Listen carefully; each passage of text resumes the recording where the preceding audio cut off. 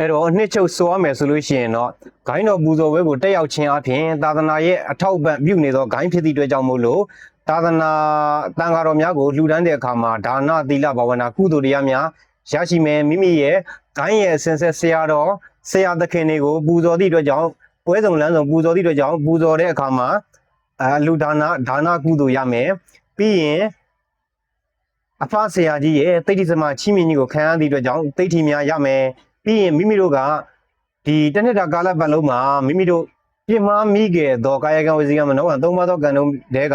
တဘာဘာနဲ့ပြင်းမာထားတဲ့အရာတွေကိုဝင်ချတောင်းပန်သည့်အတွက်ကြောင့်မို့လို့အပြစ်ဒဏ်ကြေပြီးတော့မိမိဘုံကံကြီးစရာရှိတာတွေအပိတ်အပင်အတားအဆီးအနှောက်အယှက်မရှိပဲဘုံကံတွေကြီးမြင့်လာမယ်အဲ့ဒါအပြင်ကမှမိမိတို့ကဒီထေကြီးဝါကြီးဒီအသက်ရွယ်ကြီးရင်တော့ပညာတက်ကြီးရင်တဲ့ပုံကိုယ်တွေကနေပြီးတော့ဝေမျှတဲ့ဘုဟုတုတ္တတွေမိမိတို့မှာရရှိမယ်အဲ့ဒါအပြင်လူပေါင်းဘဝမှာဆိုလို့ရှိရင်ပြောရမယ်ဆိုလို့ရှိရင်ပညာညီကိုမောင်နှမချင်းချင်းချစ်ခင်စီလုံးစွာနေထိုင်သည့်အတွက်ကြောင့်မို့လို့ဥပမာသူကမန္တလေးကသူကရန်ကုန်ကသူကမူတုံကသူကအကိုးကသူကပြည်ကစသည်အဲ့ဒီပုံကိုယ်တွေပူဇော်ပွဲမှာစုံနေစီစီလုံးလုံးဖြစ်ရင်လူဘဝမှာလူမှုရေးနဲ့ပတ်သက်လို့ရှိရင်ဥပမာအနေနဲ့ကျွန်တော်မန္တလေးကဆိုလို့ရှိရင်အဲ့ဒီချစ်ချစ်ခင်ခင်စီစီလုံးနေခဲ့တဲ့မူတုံကတယောက်ဆရာတယောက်ကမန္တလေးကိုလာမယ်ကျွန်တော်စီကိုလာရင်စားရင်တောက်ရင်ရတယ်ပေါ့ဗျာမူတုံကိုသွားရင်လည်းချစ်ချစ်ခင်ခင်နေရင်ပြောတာနော်ချစ်ချစ်ခင်ခင်နေရင်စားရင်တောက်ရင်ရမယ်ပြည်ကိုသွားရင်အဲ့ဒီပြည်ကပုံကစားရင်တောက်ရင်ရမယ်ရန်ကုန်ကိုသွားရင်အဲ့ဒီရန်ကုန်ကပုံကိုနဲ့ချစ်ချစ်ခင်ခင်နေရင်စားရင်တောက်ရင်ရမယ်ကိုသွားရေးလာရေးမှာလွယ်ကူတာပေါ့ဗျာဒါကတော့လူမှုရေးနဲ့ကျွန်တော်ဆက်ပြီးတော့လူဘဝမှာလူမှုရေးနဲ့ပတ်သက်ပြီးတော့တခါတည်းအကျိုးကျေးဇူးကိုတခါတည်းပြောပြပေးတာเนาะ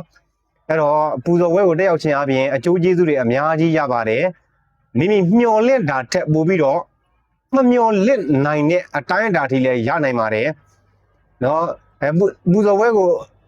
အများကြီးနှစ်တိုင်းသွားပြီမဲ့လို့မပွင့်လာဘူးဆိုရင်ကိုဘာလုံနေတယ်လဲဆိုတာတည်တည်ချာချာစဉ်းစားပါမိမိဒီအလုပ်ကိုတကယ်စူးစမ်းလုပ်ရလားခိုကတ်နေခဲ့တာလားညူစုစောင်းမြောင်းနေခဲ့တာလား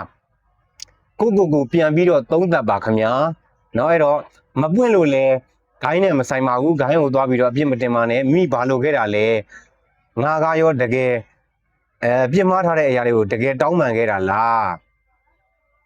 စသည်ပေါ့နော်ဘာပဲလိုအပ်မိမိဘာလိုအပ်တယ်လဲဆိုတာကိုတည်တည်ကြစဉ်းစားပါတေးကြတာတခုကတော့ကျွန်တော်ရဲ့ကိုယ်တွေကတော့ဂိုင်းတော်ပူဇော်ဘက်ကပြန်လာမှကျွန်တော်ဒီလိုမျိုးလှူဒန်းနိုင်တာဖြစ်ပါတယ်ဆိုတဲ့အကြောင်းကိုတရားဝင်ဝေမျှပေးတာဖြစ်ပါတယ်ခင်ဗျာ